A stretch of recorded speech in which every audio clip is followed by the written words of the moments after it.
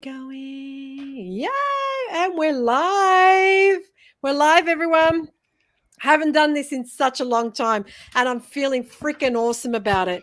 So you really tested me today, which was awesome because I'm normally in my little comfort zone. I'm just going to record it. I'll edit it later, but now you've got me here, so which is great. So let's get started. So welcome everyone. Welcome to today's podcast, the Breast Cancer Hero's Journey. Now, my guest today is Heather Burkart.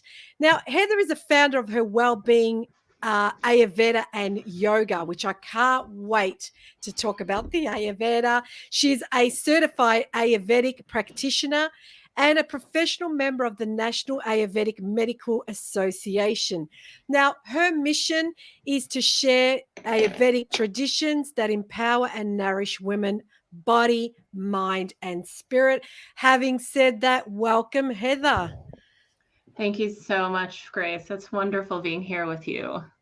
Oh, as I said, this is close to my heart. Anyone who has followed my journey knows that one of the things that I talk about is my journey with Ayurveda. So, and what I'll do is I'll just touch a bit about that and then we'll go into more of it because I'm going to talk to you about a patient's point of view.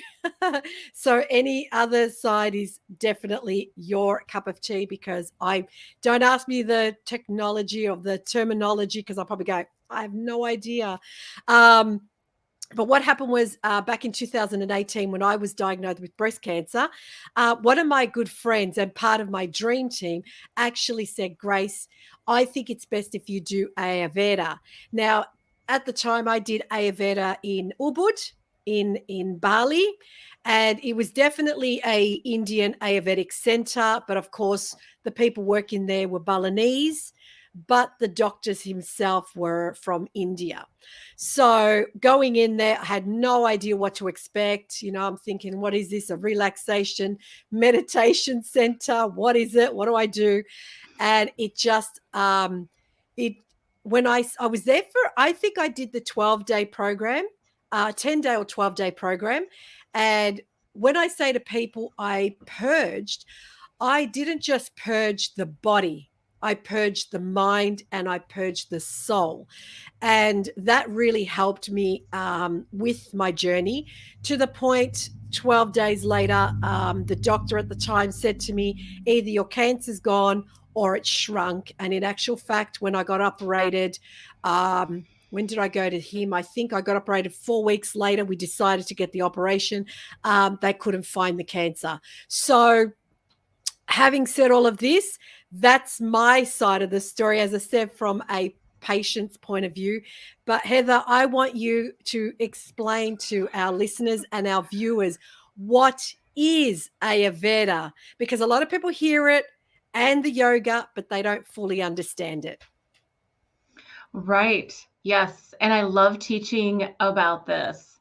In general, Ayurveda is this timeless wisdom, a tradition, really, that has been passed down through the generations for thousands of years. And this is a Vedic science, meaning that it was born in India. And for me, so it's really a huge resource of deep teachings. And for me, I think the most valuable teaching in my path is learning how to honor my own personal truth. First, learning what that is a great part, is like the first part of the journey, if you will.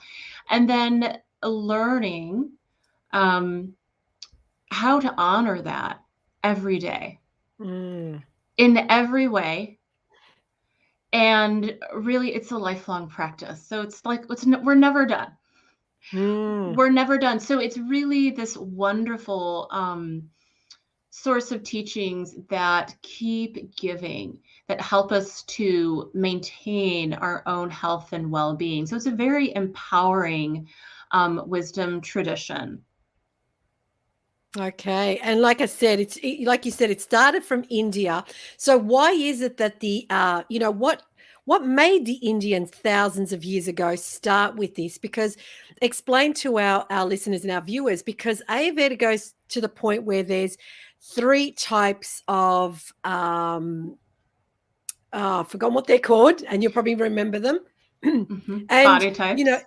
correct, the body types, and obviously probably you seeing me, you know exactly which one I am. So that's where it is. So why did they start this thousands of years ago? That is a wonderful question. And I can't say that I am an expert in Ayurveda history. Hmm. But what my teachers have taught me was that it is a natural phenomenon that came forth, and it's very much in tune with nature, right? And so I think the original Ayurvedic teachers and seers, who we know as rishis, were trying to understand this relationship of themselves and with nature. And they learned how to learn from nature, Yeah, right? They observed nature, and they understood that we are part of nature. yeah, We yeah. are not separate. We Mm, are part of nature. And they, over so many, hundreds of years, thousands of years, they learned, because it's an evolving, it's a living science. mm, They learned really like what are the secrets of staying in harmony with nature. And when we do that, we learn how to harmonize with ourselves as mm. well. And so, for me, it seems like a culmination of just this learning process and wanting to connect through nature and wanting to connect with our own nature. Does that make Mm-hmm. sense? Yeah, it That's does. my Yeah. my Mm. general outlook, I think. Yeah, no, I completely agree, because the thing is, it's pretty much it's not just us and nature being two separate entities. It's working together. It's harmonious. And I felt that a lot. I felt that in the practice. I felt that when I was in the center, that it was very much a mirror image of, well, you've got to respect life, earth, but you got to respect yourself the same way. So you got to have a lot of respect. And the thing is, that's why I was saying when I said, I purged a lot. I purged a lot of that misunderstanding, not just of myself, but of everything, my environment, of Mother Earth, of nature in general. I didn't grasp that until I went to the center, and it was beautiful to see it combined in both the practice, the yoga, the foods, even to the little last detail of food. There was a blessing in it. There was some sacredness to it. It wasn't just, here's your lunch or here's your dinner, go and eat it. There was a sacredness. Yeah. So, and I really like that. So when you Yeah. say that, yeah, go on, go on. I was just going to say, you've made a good point there. It's very, um, deliberate. Everything that is chosen for you, from your treatments to your diet to the herbs Hmm. that you might take, these are highly personalized. That's why when you go into a panchakarma clinic, Hmm. panchakarma is the detoxification Hmm. ritual that's usually done. Um, at least once or twice a year for some of us, if we're lucky. It's a Yeah. very personal approach, and that's why you're usually working with someone who, a doctor there, who is setting up all of your treatments, your food, and everything. So everything is in harmony and working towards the Mm, same goal of supporting whatever energies or doshas that need to be supported the most for you, because yeah. everyone is different. Hmm. So it's wonderful Absolutely. that you picked up on that, because that's very deliberate. Yeah, and that's what I'm saying, because when I talk about with people that I've done ancient medicine work with shamans in Peru, they don't realize that, you know, people think you just drink, you purge, whatever you put in your mouth, you just purge out. It's not a matter of purging out the medicine. It wasn't a matter of me eating. It wasn't just me detoxifying my body. Like I said to you before, with the herbs, with the special treatment, with all of the, you know, all of the things that I had to do. It wasn't just me sitting there looking pretty and, oh, here you go, Grace, here's this a meal on a tray. It, you know, and I would go in my room and I wasn't the only one, but I would be purging, I would be crying. And I'm like, why is this thing making me cry? This is fantastic. Because what it was doing, yes, because there was energies in my body that weren't, you know, they weren't in line. So that's what I did. I started to look at that and go, well, this isn't serving me. This energy isn't serving me. This isn't serving me. So therefore, that's what it was doing.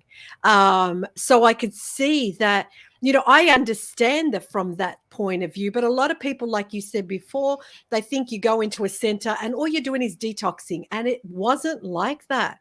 It wasn't like that at all. So I'm glad you brought that up because it's really, really important. Like you said, when you do the Pachakama process, have I said that right? Because I just wrote it down. Yeah, great. Like you said, it's something that's individual. It's not meaning you and I go and do Ayurveda and we're going to do exactly the same treatment and what they do on you is going to be done on. It wasn't.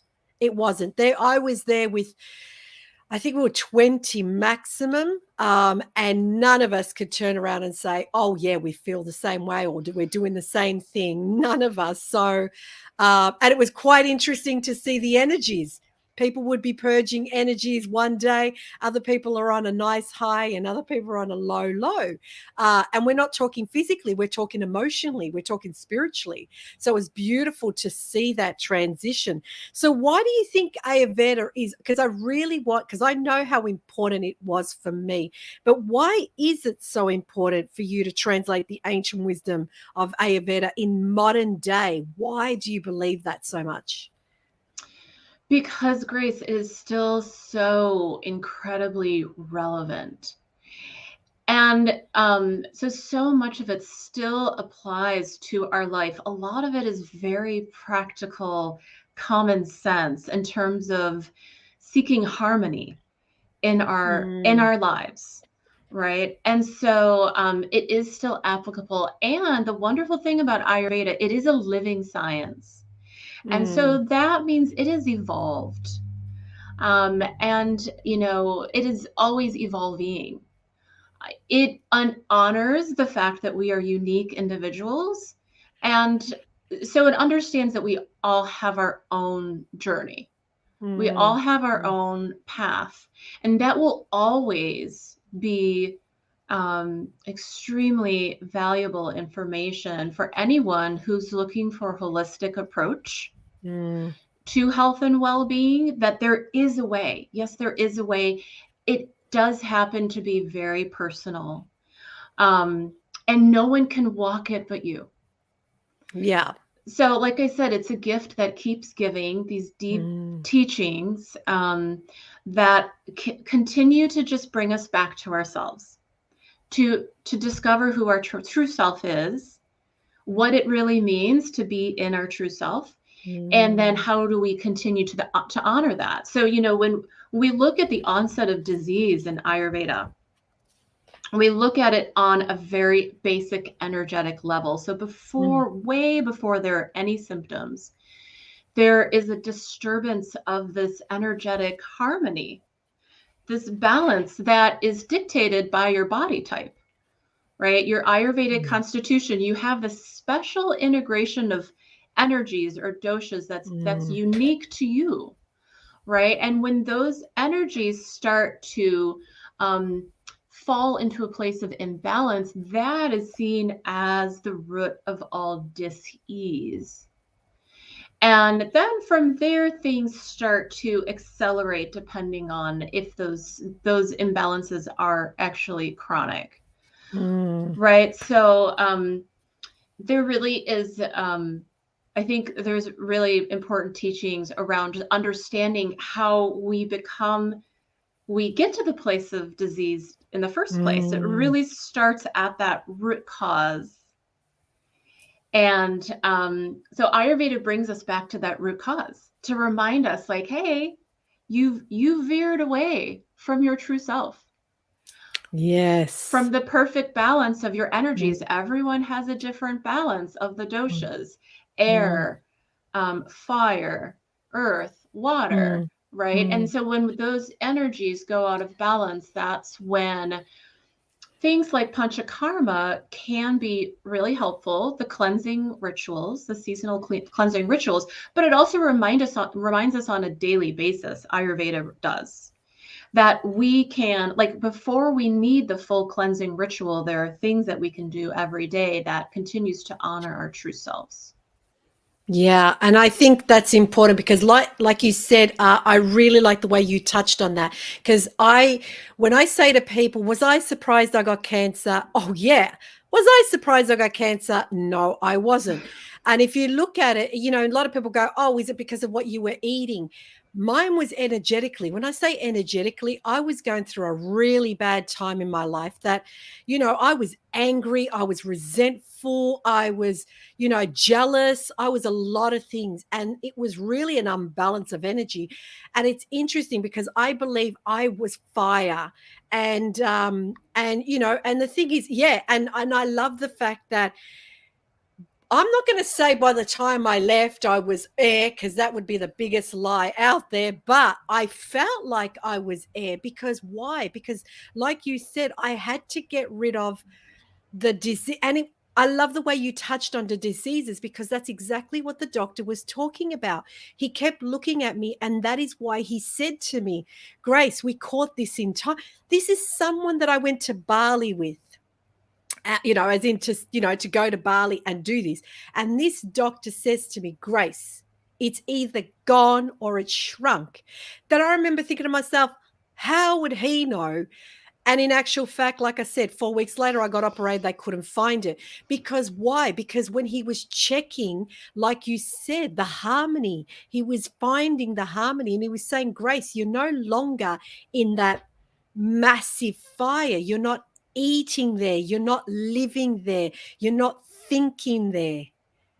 It wasn't just like you're saying, and it's great how you say that you could do this where you don't become the disease or get to that point. It's really important to harmonize your life. You would probably know better than anyone with COVID around. It's created a lot of, disharmony because people that used to be able to do things are feeling like, "Oh, now I can't," and they feel all out of balance. And that is what's going to create, a lot of problems in the long run, which you don't want to get, of course. So I really like how you bring that up because I truly believe that, yeah, it comes down to, like you're saying, it comes down to harmony. I know we use this word, we're going to be using this word a lot, but it's true. It's true. And anyone who's watching or listening is probably going to go, "Oh, you guys are off with the fairies." No, we're not. We're not. We're not. I'm no fairy and I'm not off with nothing. But because why? Because I truly understand what you say, because what I brought back, and after I will show you, I have it right here on my desk. 2018, I wrote something in my Ayurveda journey and I didn't pull it out because you were on today. I've had it here. The first thing says, "I am willing to let go." The first line. That's on a piece of paper that I found in my journal. So, you know what I mean? So I think it's so having said that, like, so if people are listening and going, "Well, I can't fly to Peru, Heather. Sorry, Peru. I can't fly to Bali. I can't fly to India." So what are some things that people can start recognizing? I believe the first thing that they can start recognizing that they know that they're not in harmony. That's a great question, Grace. And let me just say, as a side note, your story is really an incredible one. It's really incredible, especially to get, that type of result. That is amazing. And I do truly feel that like the timing must have been really good for you. Like you were ready. You were really ready. And you talk about like this excess, and this is perfect because this is really what this cleansing ritual is for, is to draw out the excesses, to lessen them, to take the heat out, right? So that we can experience our true selves, right? Not through this filter of excess. I'm sorry. So you might have to repeat that question again, because I wanted to note on that. Yeah. No, the question is how can people find, like in the beginning, what is something that they can notice? Yeah. Well, and again, I'll mention that everyone's journey is so incredibly different because we are all such unique beings, and we all have our own entryway, right? We all have our gateway that's going to lead us in that direction towards harmony, towards well-being. But it makes me think of, this question makes me think of, is how one of the main roots of disease is the mind. This is what is taught in Ayurveda, is that disease actually, the root, it actually begins in the mind. And so again, I mentioned, how are the ways that it starts with some soul searching, right? What are the ways you feel that you are out of alignment with yourself? Yeah. Right? Yeah, absolutely. What are the ways that you feel that are, how are you unrecognizable to yourself in any way? And it's usually these are these excesses that have led us away, or the imbalances that have led us away from our true self for whatever reason. So it's kind of it's starting really with the big picture. And then of course when we think about the everyday things, what I like to talk to my clients about in particular is reclaiming, like, first of all, getting to know your truth, right? And being grounded in that. And what are the grounding practices that are reaffirming that every day, that this is me, this is me, this is not me. I'm not, I'm going to do less of the not me, right? Because it's probable that not me is in excess, right? So I'm going to start moving back towards me. And there's no judgment in that whatsoever. It's all a learning process. And regardless of what happens, we're gaining such valuable knowledge about ourselves. So there are little things that we can do to try to return to ourselves. So we have so many of these practices given to us by Ayurveda and yoga that put us back in touch with ourselves, that are very grounding, nourishing practices. And some of it is so basic that your listeners are probably going to guffaw. But honestly, it's things like, breathing. How am I breathing? What is my breath like? Right? Can I be in tune with my breath? If we can be in tune with our breath, the breath is seen as the bridge between the mind and the body. So if we want to talk to both our mind and our body, the breath is a really wonderful way to start. And I'm sure people are thinking like, okay, what does that mean? What does that mean to be aware of your breath? And so that's when we start to talk about meditation, and just having a little bit of time for yourself every day. And you don't have to think about it meditation. I talk to my clients as like just time for you to be with yourself, where you're just sitting with yourself and you're noticing how you breathe, because we want to stay connected with the body. And the more we can be in tune with ourselves, the more we can know what is truly us and what is not serving us. We start to make those distinctions, like, this is me. This is me over here. And like, that's a voice that someone else put there. That's not me. Right. So Yeah. it's cultivating the self-awareness over time, is an important practice. But these little like nourishing things, and it's, it's helpful to know there's no silver bullet. It's going to be it's going to be different for everyone. So what's going to work for your friend might not work for you. Mm, You might have had a friend that went with you and did the same program, and it didn't work, right? It didn't work for her. It's because it wasn't designed for her.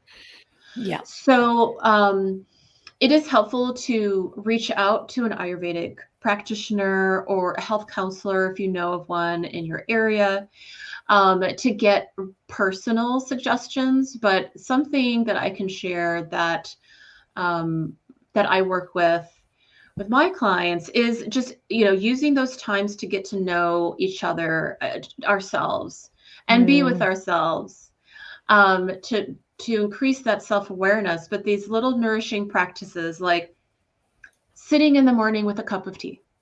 Yeah. If meditation seems like too far out there for you, or even just connecting with your breath, and that just seems too like out there, that's okay. What about just sitting with a cup of tea in the morning? Yeah. And Absolutely. just doing that, no screens, Mm, no distractions. What is it like? mm, What does that feel like? yeah.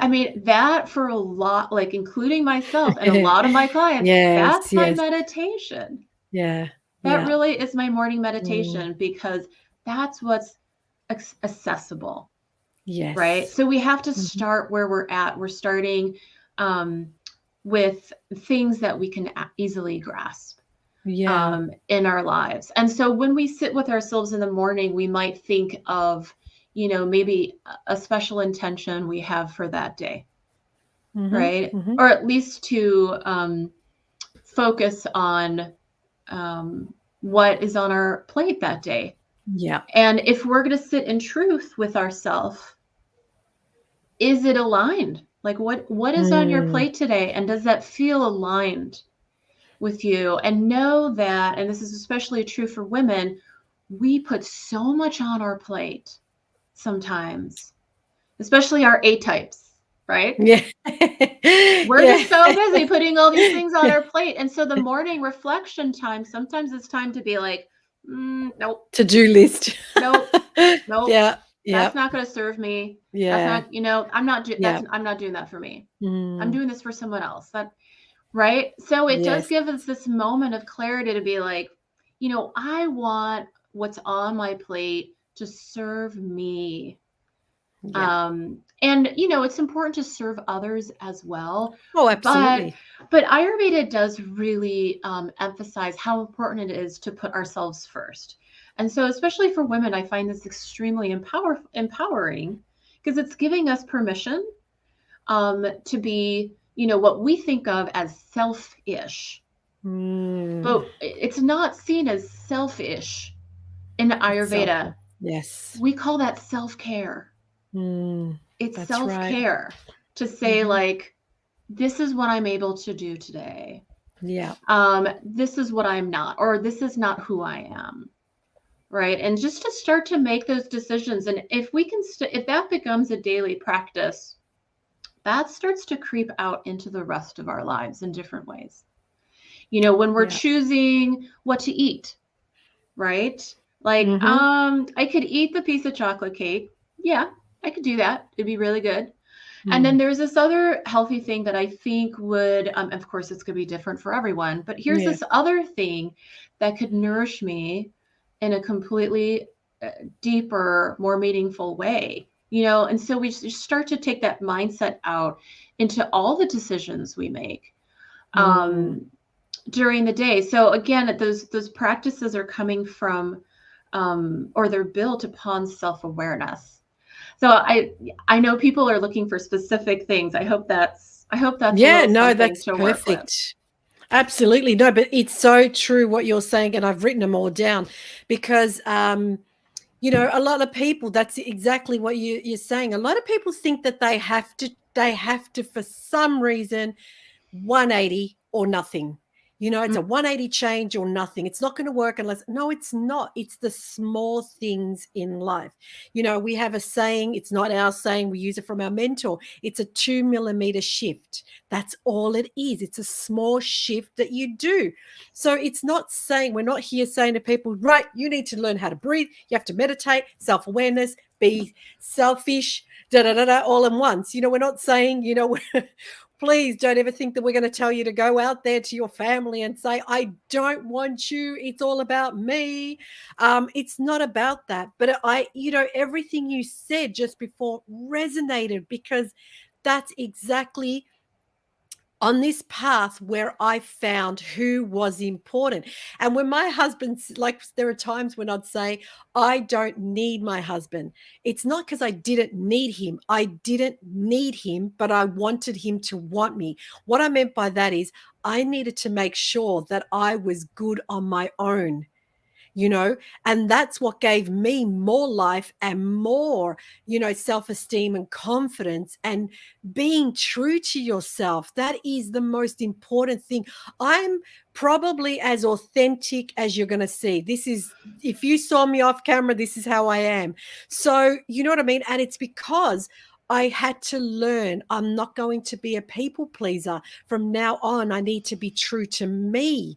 If I want to live this life, this is what's important. And if I can share what's important for me, I can be a better version of myself for others. That's what it is. Just be a better version of yourself for others. I'm not here to save the world, but I'm here to make of service. This is who I am. Can I help you? Great. Can I not help you? Great. But like you said, this whole thing is a lifestyle change. It's not a diet. It's not a quick fix. We're just teaching people how these small changes, and we'll get into the other changes, of course, that you're helping clients with, but these are the small changes. Like you said, just that simple thing of sitting with a cup of tea, no screens. Every morning at 6 a.m., I am up. Rain, hail, or shine, I am in the ocean at 6:30 in the morning. I'm in the ocean. So Wow. it's not pleasant. There are days where there's more crap in the ocean that I want to deal with. But why? Because that time between 6 a.m. and 7 a.m., I am out of my home. Yes, you know what's funny? I take my phone, I take my headphones, my AirPods, nothing. I don't even know why I bring them, because I don't use them. You know what I mean? But I think I just in case, you might need your phone, something, whatever. But, but it's that moment, like you said, it's that moment that I wake up, I leave my house in the dark with my husband. We get to the certain part of the beach and everything comes off. I mean, bathers accepted, but everything else comes off, and it's 1, 2, 3. No, oh, what's it going to be? No, because what that does is it just resets us and grounds us. Mm. So it's Mm-hmm. really important what you said. It's the little things. And I'm not telling people to go throw themselves in oceans now, not unless you want to, but it's the little things. It's the small things that make it so good. But I know that Right. you're And that's what works for you. And correct. so everyone needs to find the thing that Absolutely. works for them. And I'm glad you brought up the excess, or the making really drastic changes. Mm, The teachers of Ayurveda taught us that was not a smart thing to do, because that is another type of excess, going there you from one go. extreme to the other.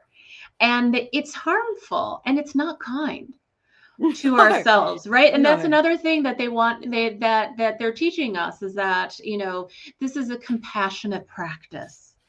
um Yes. right, so this is not Yeah. about beating ourselves up. It's not about it being painful in order for you to feel like it's working.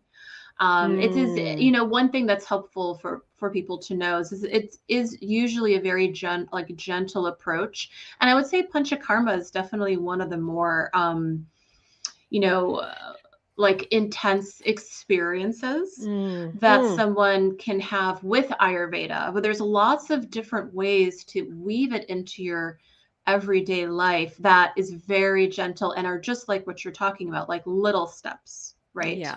Yeah. Yes. Yeah.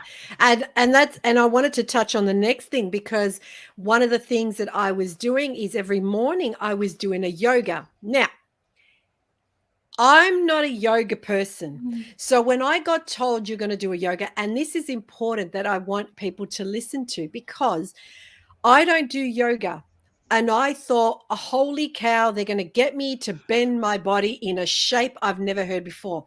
One of my sessions, in actual fact, was me laying on a roll where I actually opened up my body and I laid there for 45 minutes. What that was allowing us to do is just open, open, as in open up your body, but just allow it to be. And I thought, oh, wow, this isn't the yoga that people think of. People think you got to do all these crazy moves and stuff.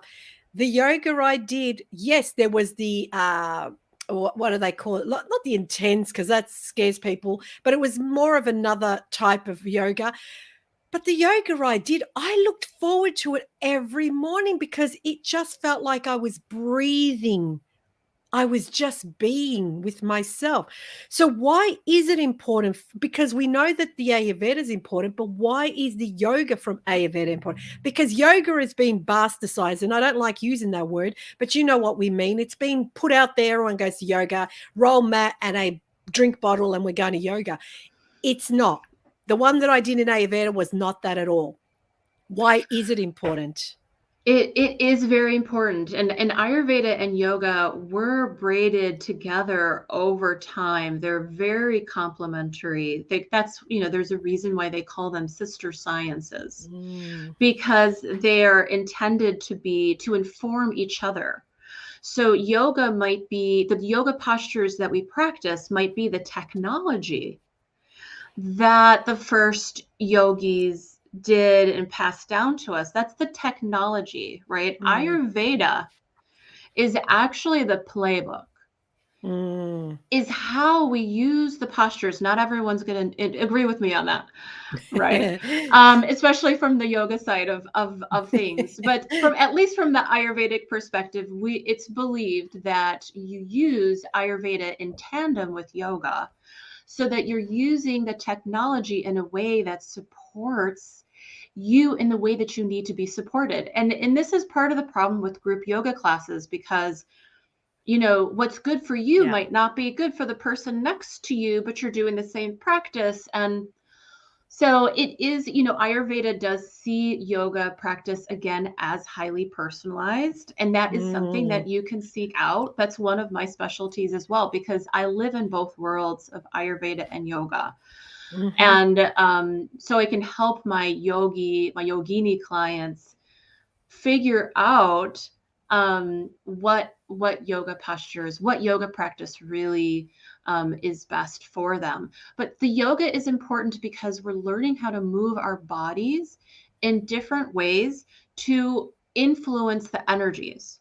Yes. So you can think about it as a form of acupressure, Mm, because you're moving your body in different ways that's going to put pressure on different pressure points in the body.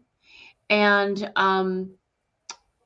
that is for a certain effect, depending on, are we working with the spine, are we working with the liver, are we working with the intestines? Like, what is it that we're working with? mm. What do we want to have a positive influence on? Are we working with the mind, right? Because Yeah. in Ayurveda, we also understand that yoga is a technology not just for the body but for the mind. Mm, And just like you, the experience that you had at the center was like, wow, this is awesome. This is this is mm. not just putting myself in a pretzel. This is Yes. more than skin deep, right? You Yes. felt Yeah. that. And Absolutely. it's because yoga, like Ayurveda, is a mind body medicine, Mm, right? We just need a gateway. Is it through the yeah. body or is it through the mind? Yeah. Right? For a lot of people, it's going to be through the body because that's just more tangible. But yes, the Western take on yoga is highly fitness sized. So it is not what the original yoga teachers intended. It doesn't mean that it's not a great workout. Absolutely. If that's what you like to do, if that's Yeah. fun for you, that's you. That's great. However, you're not exactly sure what those postures are doing. That's the thing. And your yoga teacher might not also know. So it's one of the nice things about being trained in Ayurveda and yoga is that I can lead my clients in specific postures and practices that are going to support them in the ways they need to be supported. Yeah. So we do need to move our bodies, and it is an easier gateway than meditation, let's say. So, and that is how we manipulate the energy, hopefully very deliberately, on a personal level, so we can also support the health and the well-being of the body mind system. Yeah. That is that. Yeah, I'm glad you specified that, because, like I said, it wasn't. The moment you say to someone, "Let's do yoga," they're like, "What do you mean we do yoga?" But like I said, to me, it was not a yoga class. To me, it was part of the process of healing. It was just a process of healing. I was doing that constantly. So, now the thing is, I know you touch more on women and why Ayurveda is really important. So, what is the most important principle of Ayurveda for women? Yes. Yeah, great question, Grace. So, and that brings me back to my original point as well. It's really all about honoring ourselves as the unique beings that we are. And as women, honoring ourselves as women. We are cyclical beings. We are emotional beings. We are spiritual beings. We are beings that have a greater affinity, for most of us, for the divine femininity, for the divine feminine, however that shows up in us. So it's really about honoring how that energy really resides in us, how it manifests in us, and that also steering our wellness journey as well, right? We're not going to be on the same wellness program as a man. We're different beings, period. So we need different support systems. We need different practices, and we're cyclical. We have a cycle, and men do as well, but we have a very different cycle that is attuned to the movements of the moon. So there's a lot of planetary influences in women's wellness. And this is something that I love to teach about, because there's also the astrological component of Ayurveda that is going to inform, more personal flourishes for, whatever your journey is. But it's very much attuned to the moon. And just like the moon, we're very changeable.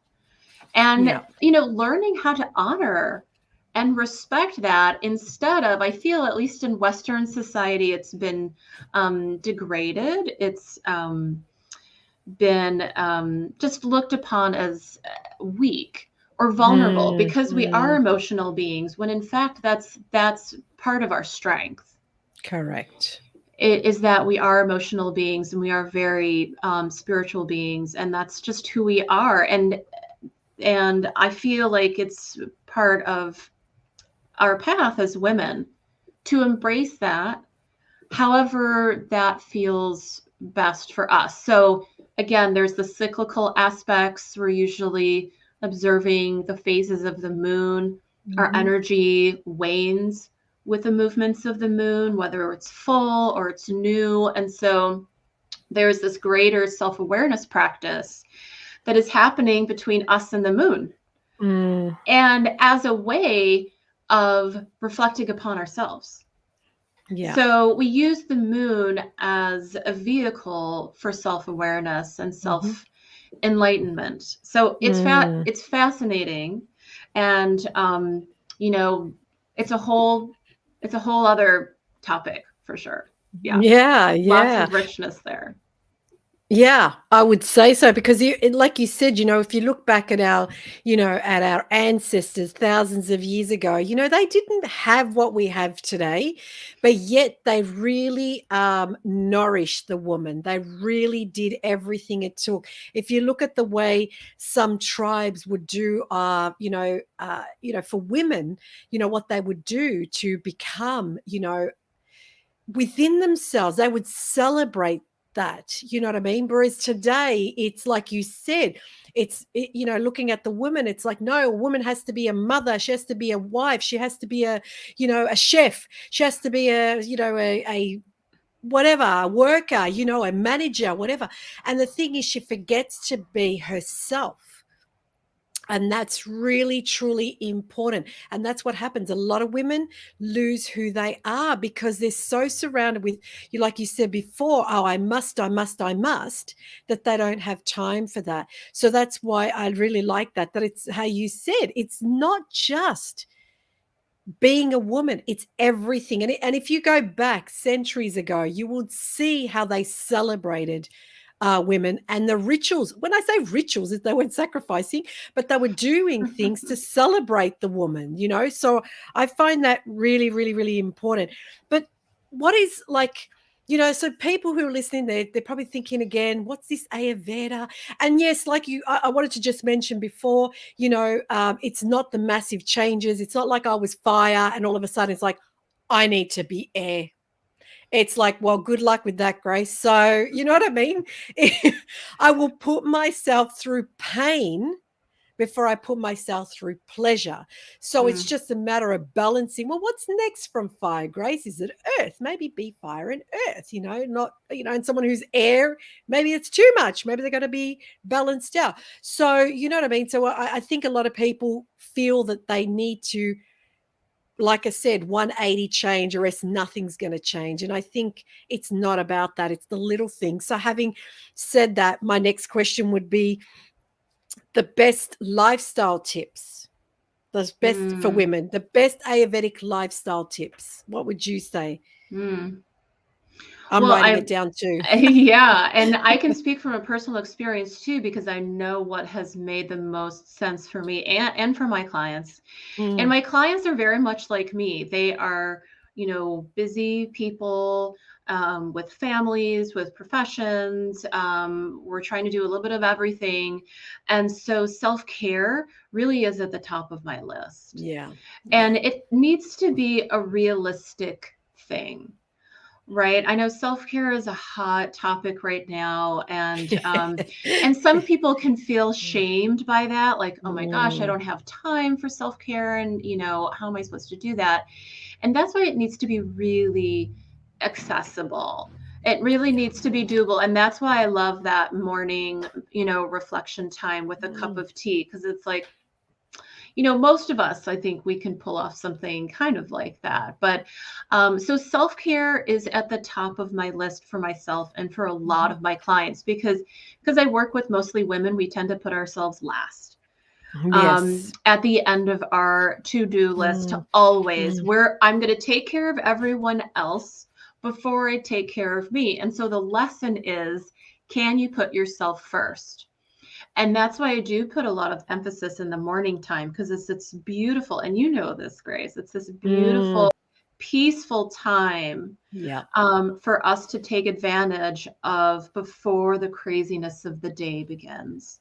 Yeah. And it has this really beautiful energy we call this sattva, very sattvic, Mm, clear and pure. And it's just when the mind can be a little bit more clear as well, just in terms of getting in touch with ourselves, but also it's a good time to prioritize ourselves as well. yes. It's during this like Yeah. special time in the morning, even if it's like 10 minutes. And Mm, so I would challenge your listeners, like, what could you do first thing in the morning for yourself? First thing before you start to tend to everyone else or get ready for work or whatever it is, or check your phone, right? Can you create a little cushion of time for yourself yeah. first? And what would you do in that time as a self-care practice. It could just be sitting with that cup of tea, or it could be something else. Maybe, for some moms with with young kids, maybe it's just getting in the shower, right? Taking those first 10 minutes of the day to take care of ourselves. Because Yeah. we talk about wellness in Ayurveda sometimes. I use this analogy a lot with my clients in terms of our wellness being a container or like a well.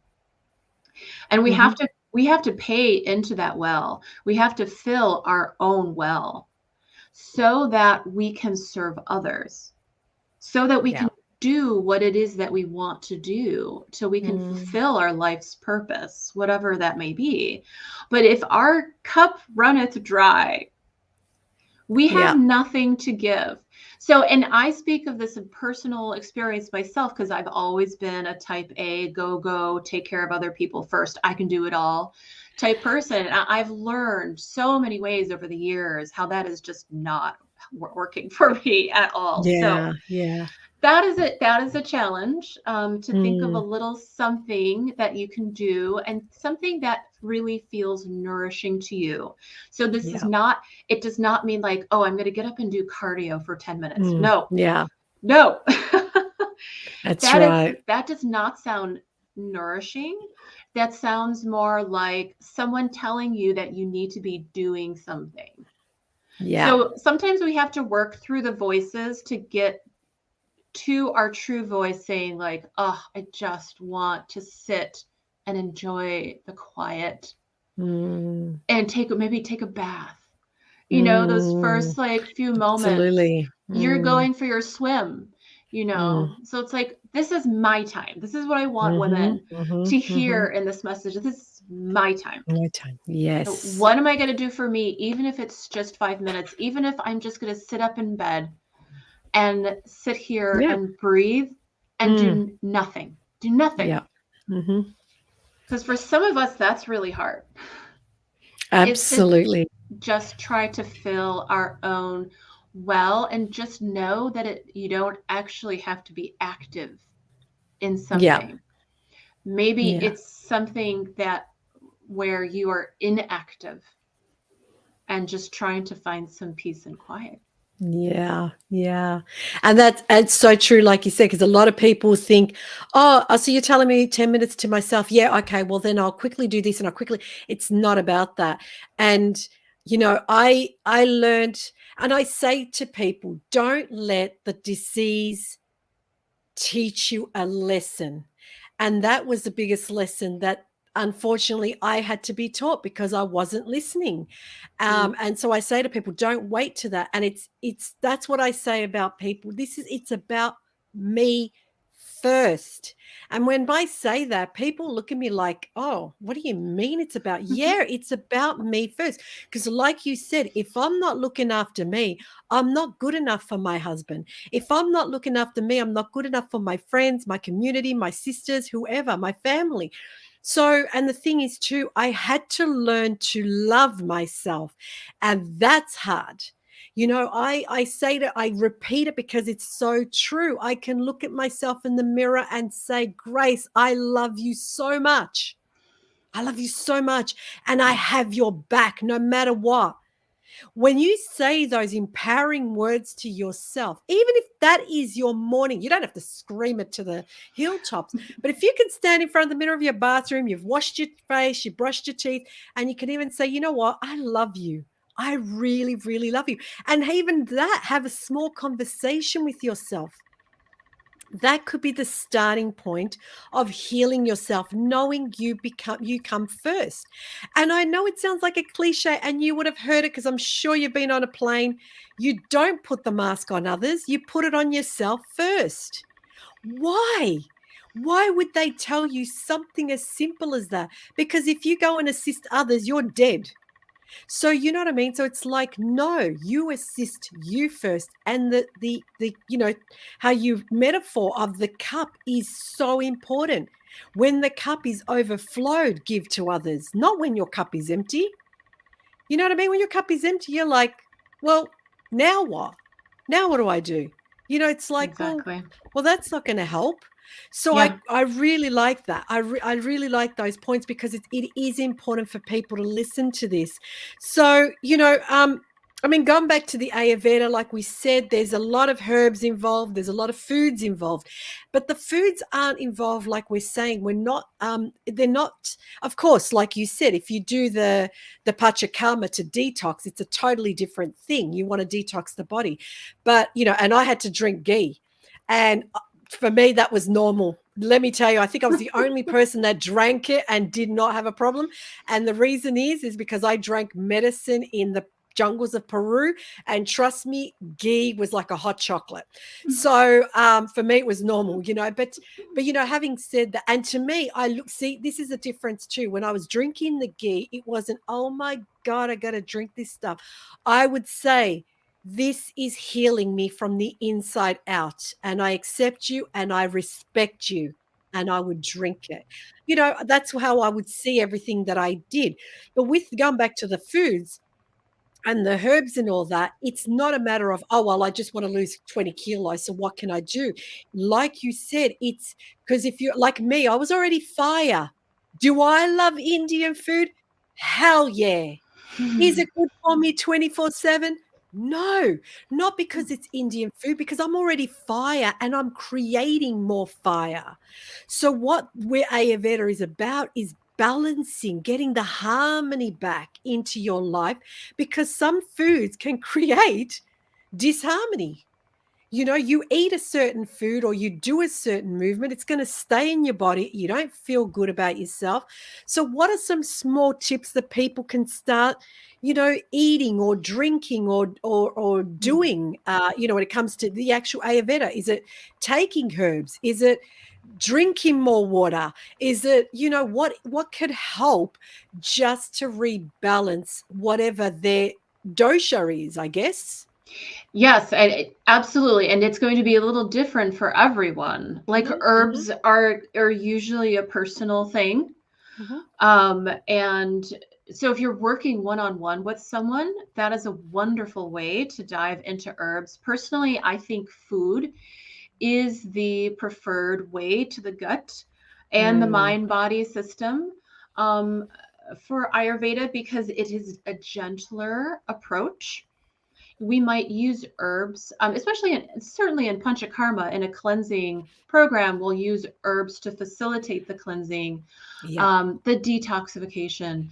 But, in terms of, like foods per se, what's helpful is to think about what is in excess Mm, in your diet. So if we're going to look at this from the standpoint of, if we're looking for harmony, let's first look for the imbalances. And the way that we look for the imbalances is through the excesses, right? So Grace is really hot. She's running hot. She mm. is, going to eat a bunch of spicy Indian food. She's going to be more hot, right? So we have this principle of like increasing like energies in Yeah. Ayurveda. So we know that like when we're hot, we want to use the opposite cooling energy to balance ourselves and to find harmony that way. Mm, mm, So, thinking of what is in excess, like for you, it was the pitta or the fiery dosha, and mhm, that mhm. was the energy that needed to be drawn back,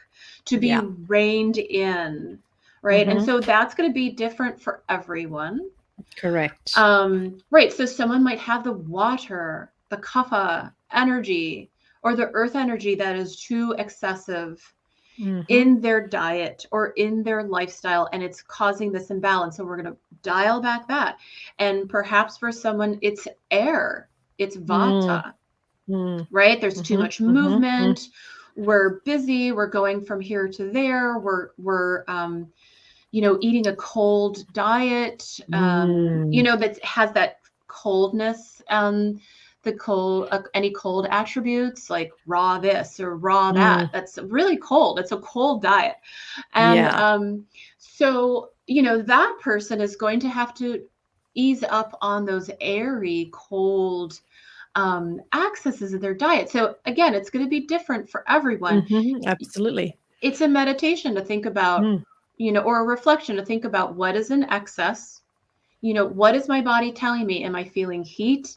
Am I feeling like earthiness, like heaviness and sluggishness? Mm, Am I feeling airiness, like mm. I'm just out of my body, I'm ungrounded, I'm running Yeah. around Mm, totally out of my body, So like try to, tag some of these excesses with the elements, the doshas, and start to draw those back.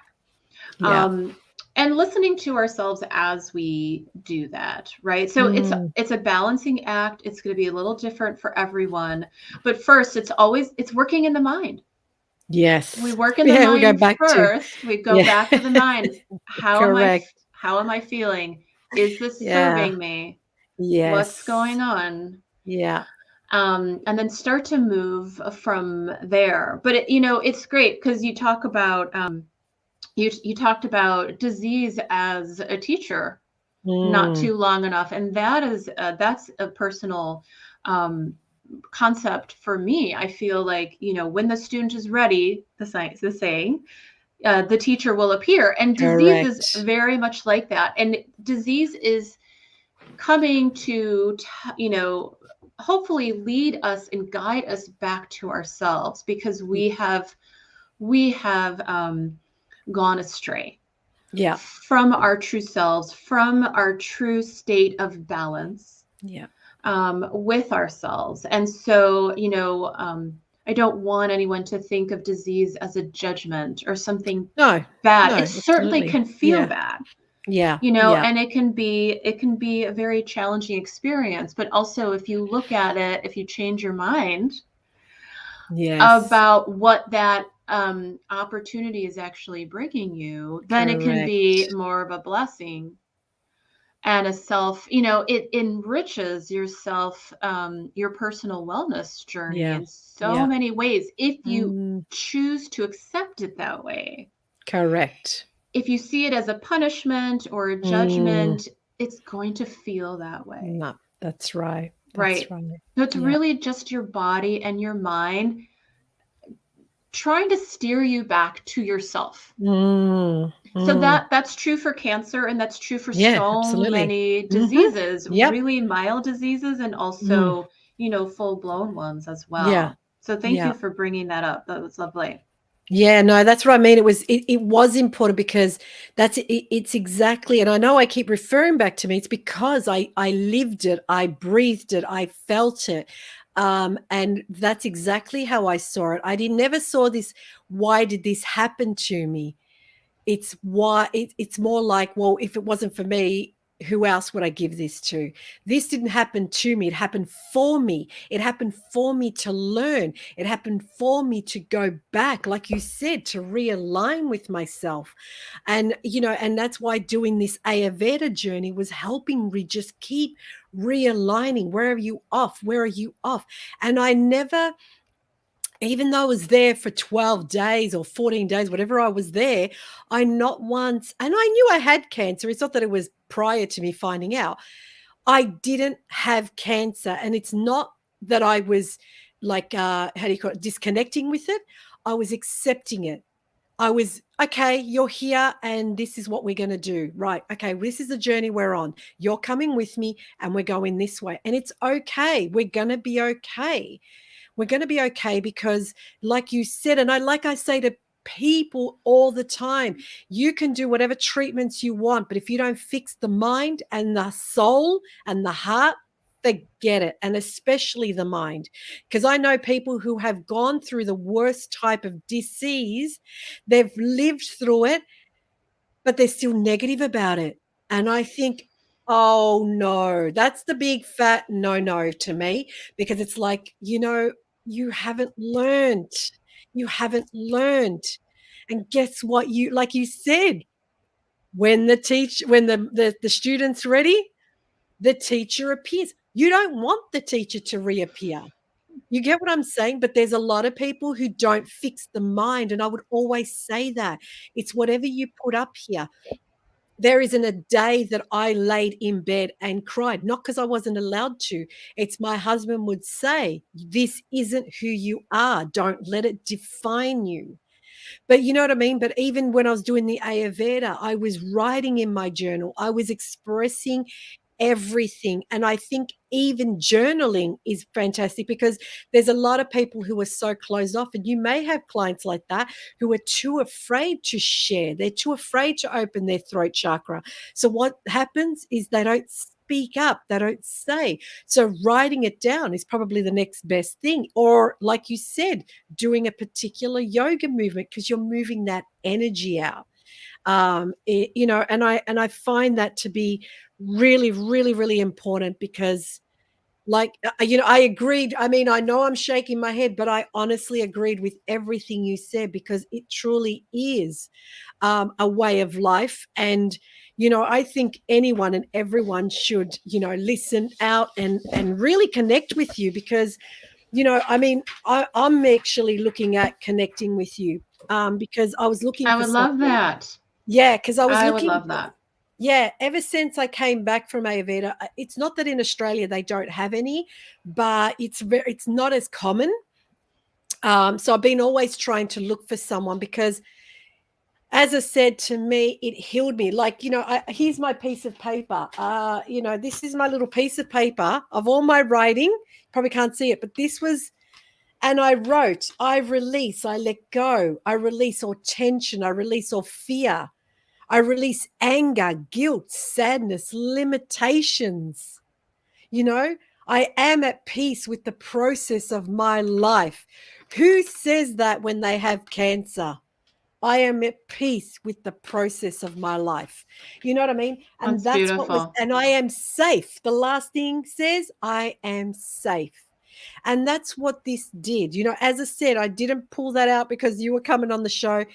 That is a reminder to me. That's a reminder of how far I've come, you know, and I take my hat off and I know that I really want people to listen and to really understand what we're talking about here because it's a lifestyle change. It's not a diet, it's not a quick fix like you said, it's not the silver bullet.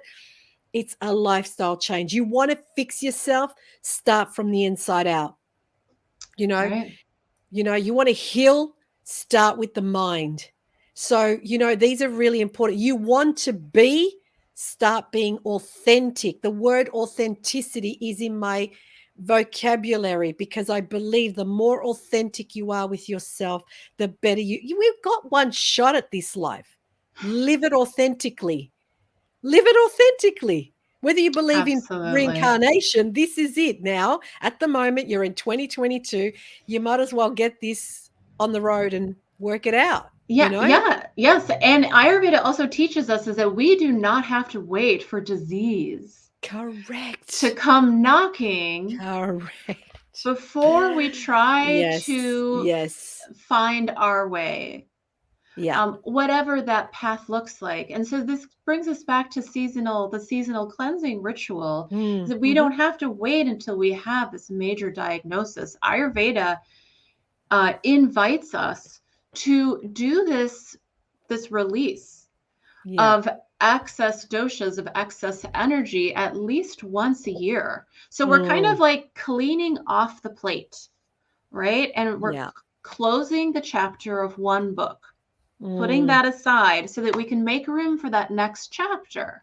Yeah. So Ayurveda is very, very much believes that like it wants us to have that release because we tend to accumulate. That's the thing. Like just Yeah. the rules of nature are such that we accumulate energy. When Mm. you're a busy person, you tend to get busier, right? Right, it's you think of the Yeah. laws of momentum. The energies have a way of building on themselves, and so Yeah. during certain seasons, Ayurveda invites us to pause, take some time for ourselves, do these cleansing practices that are going to help us release whatever we need to let go of. It's going to be a little different for everyone so we can move on. And when we do that, we can take along the best version of us Yeah. instead of taking along these excesses or these imbalances that are not serving us. So Yeah. it's like it's a practice of continual renewal And to say that, like, we're not perfect.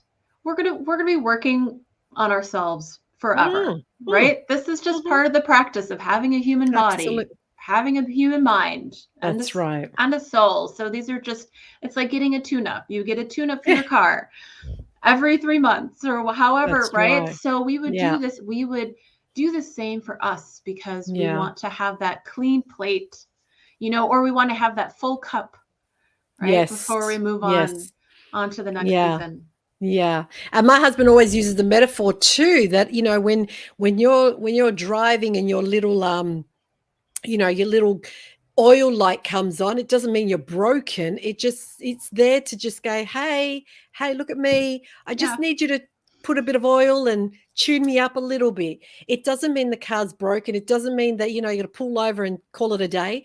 It's just reminding you. And, we talk about a lot of these energies. And and I'm sure you do too, when you speak to people and they're like, oh, I'm so tired. I just spent the day with so and so and I'm so tired. Really? Well, maybe that person just sucked your energy out or gave you all of theirs. You know what I mean? And you've just taken it on and taken it on and taken it on that you're now tired. So, your body is, it's there to tell you, hey, I'm here, please listen, please listen. So, and I think, like you're saying, it's perfect. All you need is a cleanse. Why is it that you have a water filter, you cleanse it? You have a fish tank, you cleanse it? You clean it every so often. Why do we always put ourselves last? The human always puts themselves last because in society, to put yourself first, it's like, well, who do you think you are? And it's pretty sad. It is sad because you and I are awakened to this, but there's people who would go, "Oh, I don't have time for that." I can definitely have more than 10 people on two hands that says, "Oh, I don't have time for that, Grace. I don't have time for 10 minutes." Really? We all get 24 hours. I don't get any more. You don't get any more. Why do we find time? So the thing is, it's a matter of prioritizing. We go back to it and understanding who is important. And it's person number one, which is yourself. So I know that you're actually you're offering a self-paced program. It's a one-on-one consultation to guide women through their personal wellness journey. So what does that mean, like, to our listeners and our viewers? How can they reach you, and what does that mean? Yes, absolutely. So I do offer both. I offer a seasonal cleanse program, and I Mm-hmm, offer both with one-on-one support, if that is what you desire. Um, mm-hmm, and the program can be a standalone, self-paced program. mm, If you want to do it on your own, you certainly can. It's a very gentle, general cleanse. And for those who I work one on one with, then we're working on a more personal program. mm, But mm, there's so many wonderful things in a general program that's going to work for a lot of people. So all the practices are there, the cleansing diet, the nourishing rituals. And the thing to remember about an Ayurvedic cleanse is that it is probably one of the more gentler approaches. mm, And we not only focus on detoxification, we focus also on rejuvenation. So that, detoxification is a kind of a depleting act. We kind of whittle you mm, down mhm, a little mhm. bit. We're really simplifying Yeah, things. yeah, I'm sure you yeah. got that experience. I did too Yeah, in yeah, India. And and then there's the process of building you back up. yeah. And so for your listeners who have walked the journey of who've walked the breast cancer journey, this might be more appropriate on the recovery side, Correct. where we have a little bit more, we're gaining our strength, we're learning how to regain our strength over time. It is, cleansing rituals are best for those who feel like strong enough, to do a detox. But even then, it's still a very gentle, it's Mm, food based. I don't do a lot of herbs in the general program because, of course, it's a very personal thing. But the diet is very helpful. The lifestyle suggestions, all these different self-care practices that help to boost detoxification, but in a very nourishing way. And this is one of the main differences in an Ayurvedic cleanse. It's a gentle, and there is emphasis on nourishment, not like stripping away or like, you use the word purging. And certainly, someone can have that kind of experience, but the emphasis is more on, gentle approach, not as drastic. So you can go through the self-paced program, or you can have one-on-one support with me. And you can start either way. You can choose to start with the self-paced and then decide at some point for us to work together one-on-one. I would just recommend getting in there to see how it's going for you.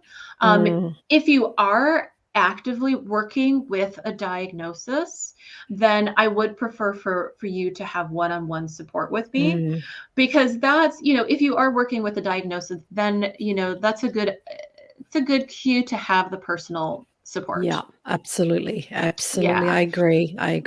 Makes it more strategic, makes it more customized to you, Correct. and then we can work a little bit more deeply in that way.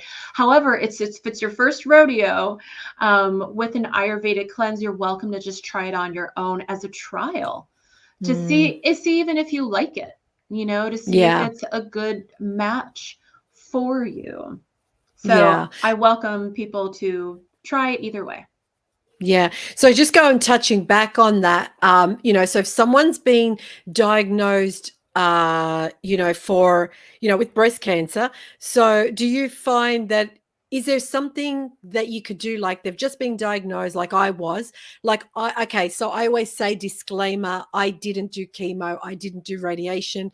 I chose to go down the holistic path, but that was my diagnosis. I worked very, very close with my doctors. So I always say that to people. My doctors were right beside me. They knew everything I was doing. But, someone who's doing chemo or someone who's have to do radiation, is there something that they can do with Ayurveda to start them on that journey?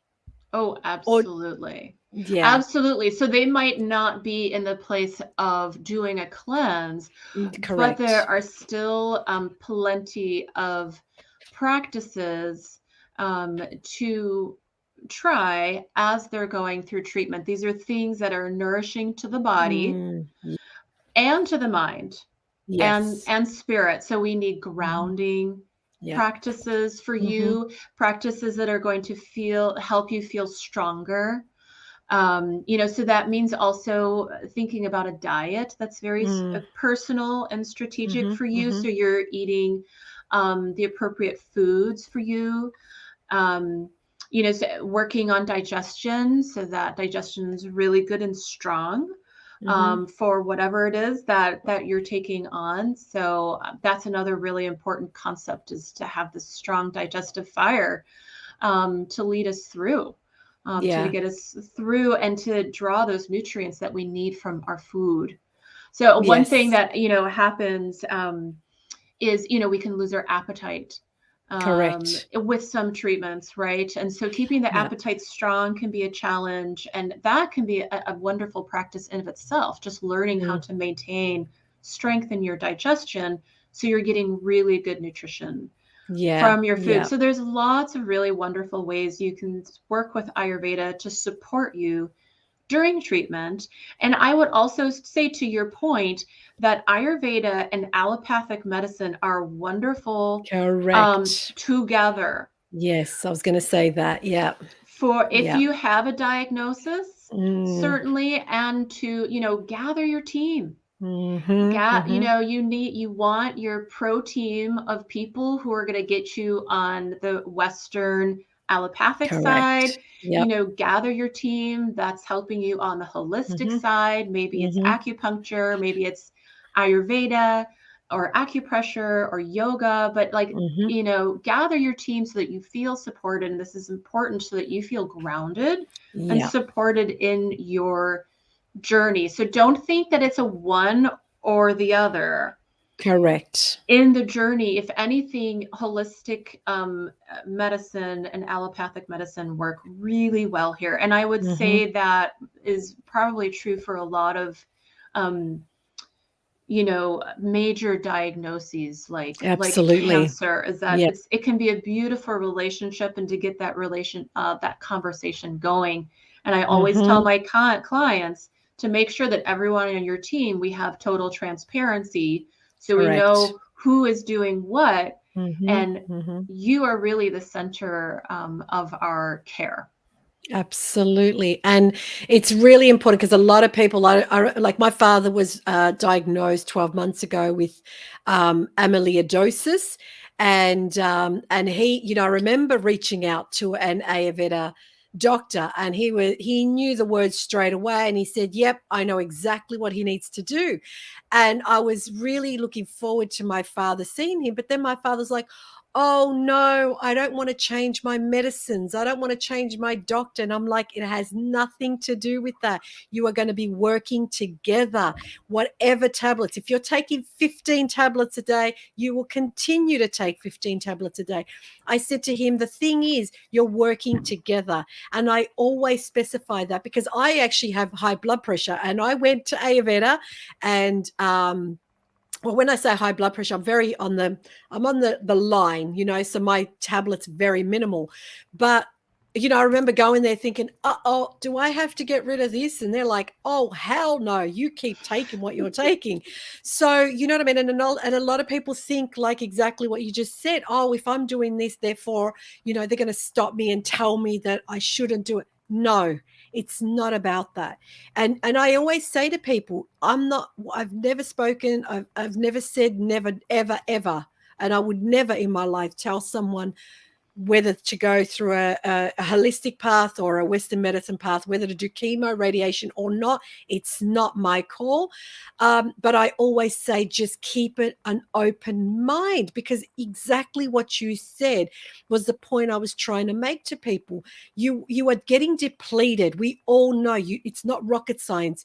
Chemo depletes you, but in the meantime, get something that nourishes your body.